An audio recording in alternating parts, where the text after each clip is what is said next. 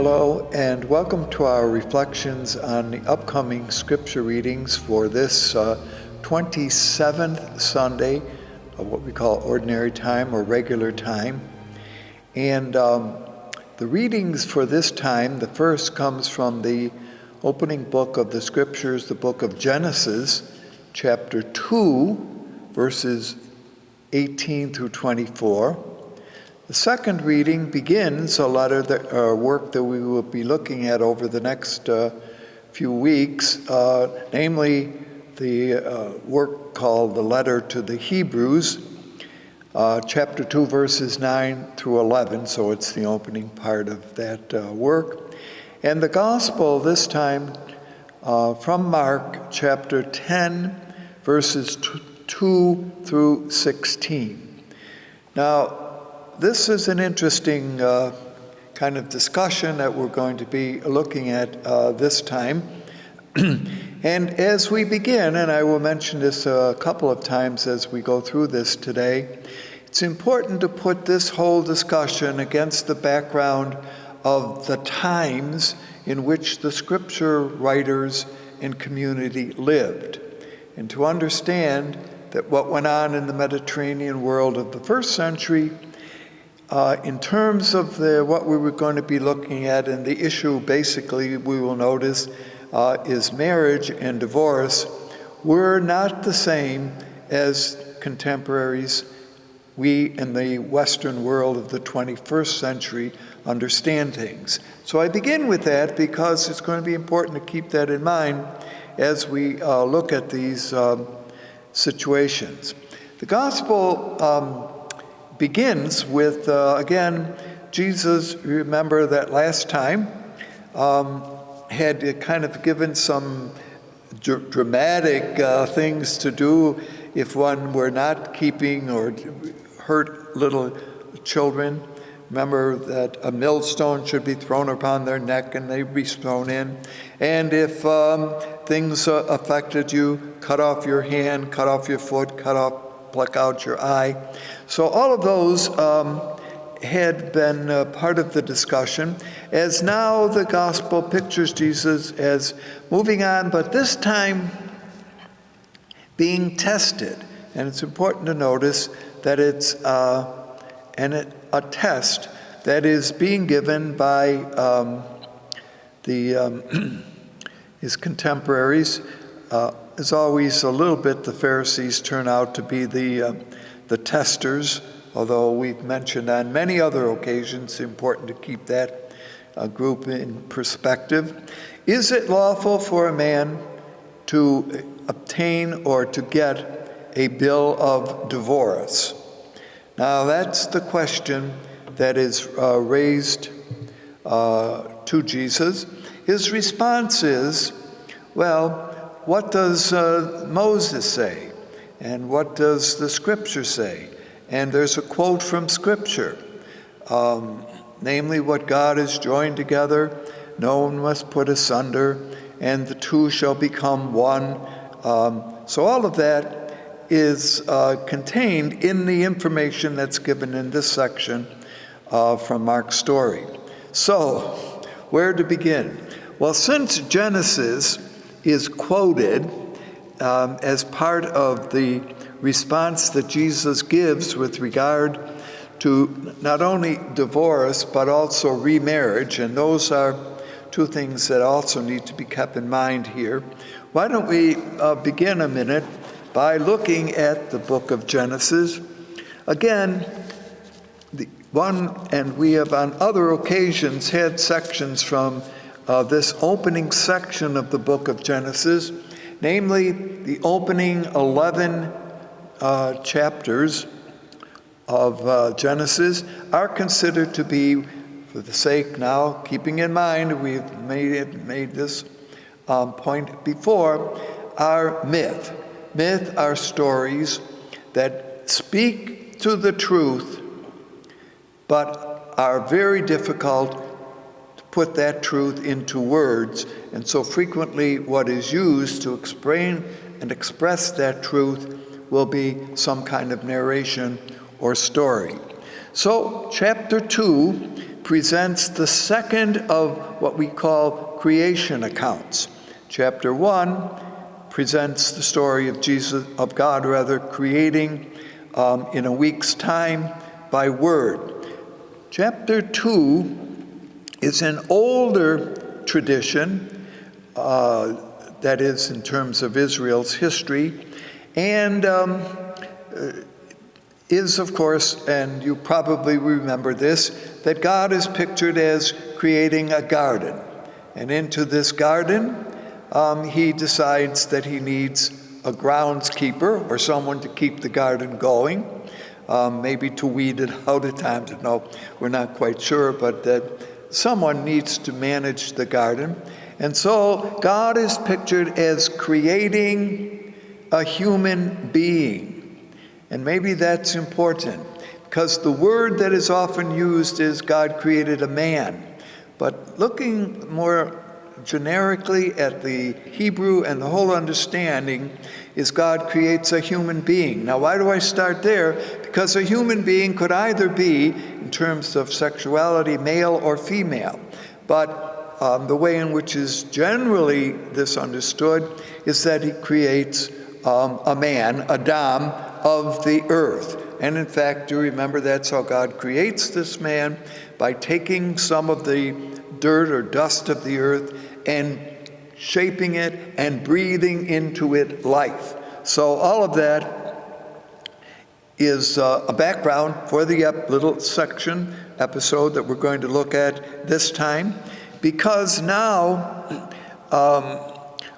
one discovers the first time, and this is the first notice in the Genesis story, where God is noticing something not good. Because everything else in this creation story is God creates it and it is good. And what is the not good that is now identified by the Creator having made the first human being? Namely, that he is, and it is now we probably need to put the pronoun he, is alone. And aloneness is a great difficulty. So, in a certain way, notice how this begins. The created human beings, and the created human being is also not happy. Not able to carry on whatever the work of running the garden would be. I smile when I say that, but perhaps you think about that. And so therefore, God realizes that the human being, that man, needs a helpmate, okay? So what kind of helpmate would he get? Now, as this is unfolding, it looks to be that God presents to the human being a number of, creatures. I was going to say animals, I guess that would be the right term here, and presents them to the human being, to the man, to say, does this seem to be a helpmate that is worthy and really going to be someone that is able to work with you?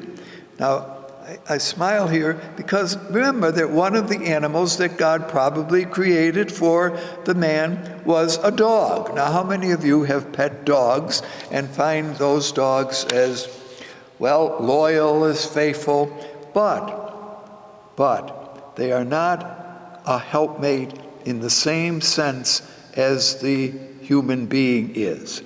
See, so that's what's important, is that as much as pets can be helpers, they are not on the same level as human beings. So I just say that, and one remembers that in the story, I think it's always kind of cute, where God is not, I was going to say frustrated, but has had enough and tells the human being to go to sleep, okay? Now maybe that's a very human reality, that sometimes when things don't seem to be going right, when we have a bad day or a hard time, one of the best solutions sometimes is, why don't you go to bed, sleep about it, maybe in the morning you'll wake up to a new day and a new beginning, and it'll be easier. So that's exactly the way in which this narration unfolds. And into the sleeping man, God is pictured as reaching to the center, to the heart of man.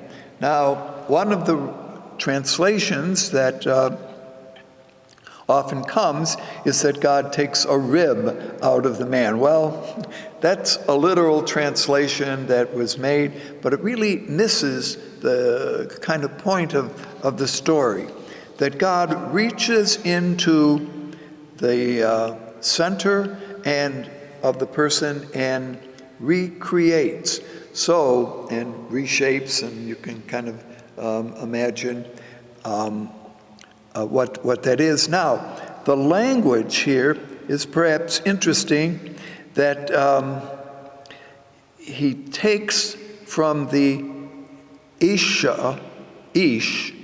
and creates an isha. Now, you may not be a great admirer of the Hebrew, but there is a connection here, so that from the one comes the partner, the helper, the suitable partner, okay? And it is, I think, important to notice that the partner is just that, to be a helper, to work with, who's on the same level as a human being. As I mentioned, not on the same level as one of those other animals that were offered as a solution to this issue. So, the woman is called in Hebrew, Isha, for out of her man she has been taken. So notice that there's this very intimate connection here, and she will, of course, become the helper for the whole of the human race in being able to bear children, which no other creature can do, okay? So it's important to notice that in this story, the result of the coming together of the male and the female is to produce a human being, not any other species of the animal world. And again, why this is a very rich and important story. So all of that seems to be a little bit the background for choosing this particular reading, so that the two, become one. But notice please that the story begins that there is one, and out of one comes the partner, that therefore for the whole to work again completely is the unity of male and female, Ish and Isha. So all of that, a little bit of kind of ancient theology, but at the same time a little bit of ancient biology. And all of this is a kind of interesting story, is it not, of how the human experience now begins to have a future. Because before this, there would be no way in which the work that man, now, was this creation, this Adam, this man, going to be forever in the garden and that would never cease? Well, one remembers that there were two trees placed into the garden, which man was told, don't eat. One is the tree of the knowledge of good and evil, and the other is the tree of life. And to have eaten of the tree of life might have produced, at least from the mythological tale, immortality, that the man would have stayed perhaps forever taking care of the garden. Now again, stretch your imagination a little bit on that. But what is important here is to tell how things became the way that they are today, the way that humans progenerate and keep the human story going by reproducing offspring that do carry on the characteristics of those who have brought into this world that person. So the whole idea of the two becoming one, I think, rests behind this. Now, with that in mind, let's keep in mind that marriage, and we have discussed this on other occasions, but since this reading is brought to our attention this time, we really do need to kind of flesh out a little bit the background here of what's happening. In the world of the first century, in the world of Jesus, and in the Jewish world even well before this, and this is articulated in certain books of the Pentateuch. Remember that the Pentateuch, the first 5 books of the Hebrew Scripture or our Old Testament, would also be the books that would and works that would be honored both by the Pharisees but also by the Sadducees and other groups. And I mention this because it's part of this kind of little complex story that we're going to look at. The ideal marriage in the society was one's, in order to choose a partner, that one's father's brother's daughter became the bride. So you see, we're not living in the 21st century world of, well, people fall in love and they decide to kind of enter into marriage, and that wasn't the way in which the deal worked in the first century world. And even in the Middle East today, in certain cultures, this is how the system works. That a man, in effect, never leaves the patriarchal household. Now, that's why the importance of Abraham, who rests behind a lot of this information, isn't mentioned but comes to mind. That the patriarchal household is made up of all of the members of that family. So when a man is assigned to be married, he never leaves the patriarchal household. He will always live with his father. And the woman must always move into her husband's household, which will be united with his father. See how this works. She leaves the household of her father, of her family, and moves into that of his. Now, hence the phrase that a man leaves father and mother and clings to his wife. It is true that the son of the father who is married has provided a home for his wife, and it is there that their family hopefully will develop. But keep in mind the larger framework here, that his household is still within the larger household of the father. So, how to put it, one's father's brother at that point would have been living within the cluster of dwellings that will provide for this ideal marriage. See, he's already there. It isn't that he goes out searching, but he's already there. And in this context, an unmarried male can indeed leave the actual home of his father in which he has been living and move into his own dwelling with his father's brother's daughter, living in the same complex. So it is true that it's separate, but nevertheless, if you think about it, united. Here in this house, he will cling to his wife and become one flesh without really leaving the wider family community over which there is patriarchal control. So I kind of reiterate this a few times, that we get the picture here that there is a union, but a union within the patriarchal world. The wife, too, therefore, enters the groom's father's domain without actually living under the same roof with her father-in-law. So she lives with her husband, but maybe never sees him, although I suspect that wasn't the case, but nevertheless lives separately and yet under his domain. So see how all of this works.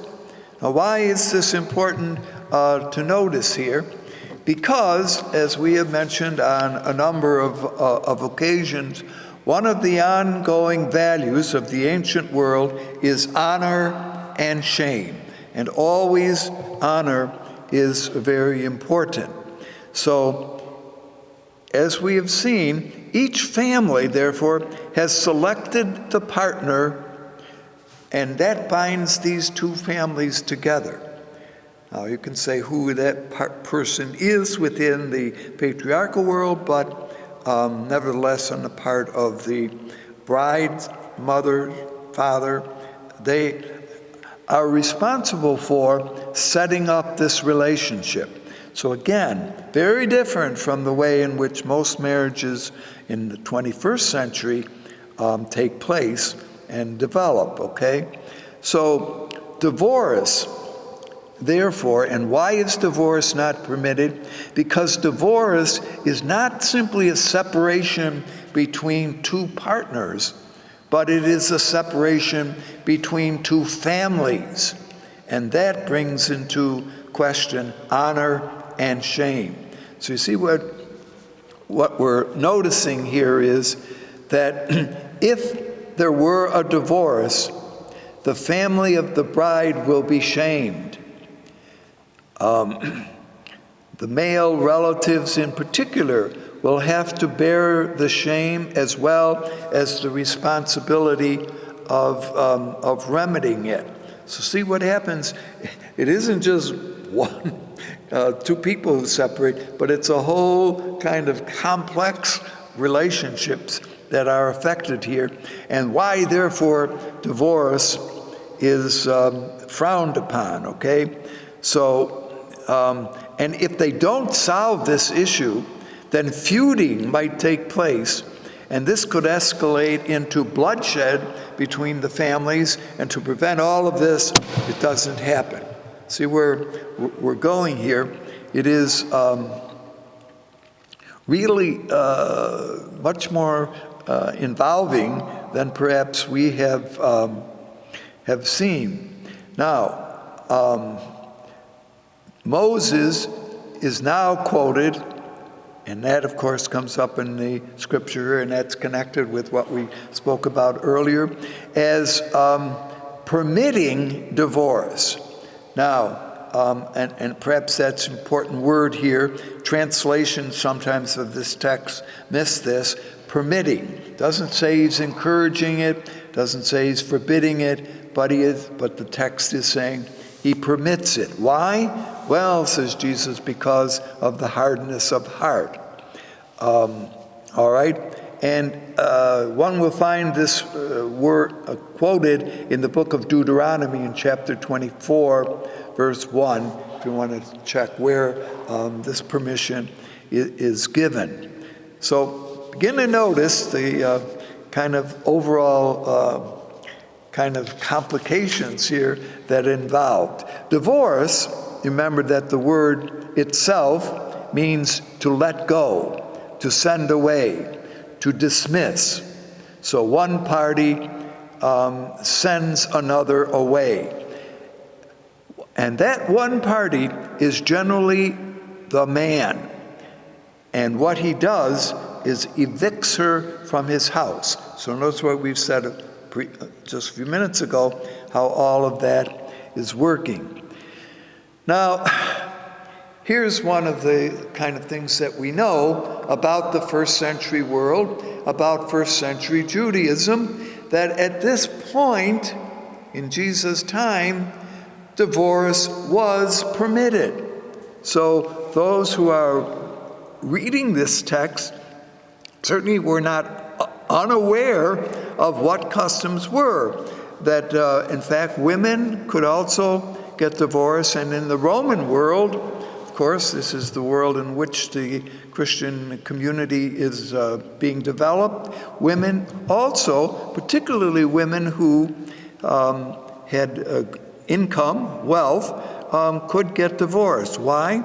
Well, because some of these women were considerably wealthy. Why? Because their former husbands, and I say former because they are dead, had been engaged in what was known as the Punic Wars.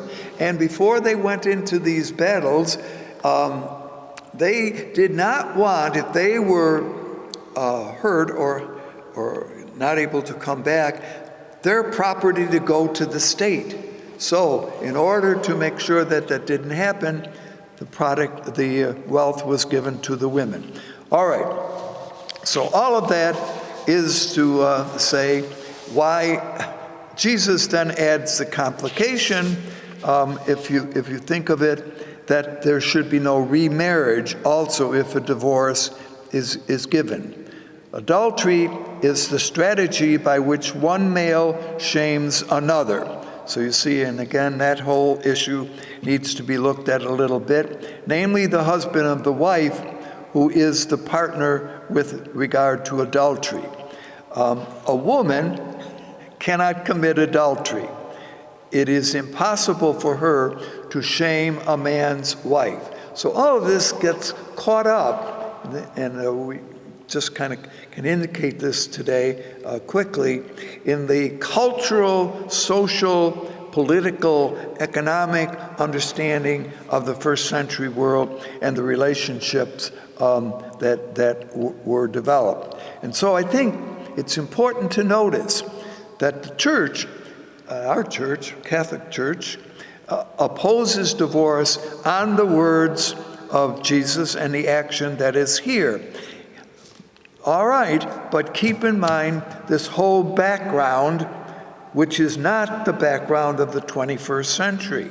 So therefore, if we're going to make judgments, we need to do it against the contemporary situation of our own time and not of the ancient world, or by ancient here, I mean first century world. All right, so there's a lot more to say here, but I hope this has been confusing enough that you can see it's a little bit more complex than at first it seems. Children, there is this little episode where children are brought to Jesus. The disciples kind of say, no, don't try to scare the children away. This is interesting because just earlier on in this gospel, in fact, last time, when Jesus had wanted to make an example of how the disciples should act, had brought a child in and sat him down and said, we should be like that child. Now they seem to have missed the point, and this is a little kind of thought throughout the Markan story, missed the point by scaring children away. Children, I conclude with this kind of interesting, were considered to be walking newspapers. They were trained by their families and permitted by other families to roam freely in and out of homes and to spy on what other families were doing. So therefore, that's interesting how children work. We think of children often as, kind of sweet and gentle and all of that, and no offense but that. But as we have noticed in earlier times, children were, not quite so like that. Jesus, of course, has nothing to hide, so therefore he lets the children, if you want, come to him, in this sense, for the children to snoop, to see what is it that Jesus is really teaching. Jesus' touch here is important on the children because there was this thought of the evil spirit, and so therefore Jesus touching on the children, blessing them, would chase away sickness and in health. So there again is much more to say, maybe on another occasion, children and how they were understood here, but I just like that part of how children were the newspapers kind of, listen, we heard them say here, and would report that. Do kids do that today? I don't know. Think about that. Thanks for being with us. Hope to see you again.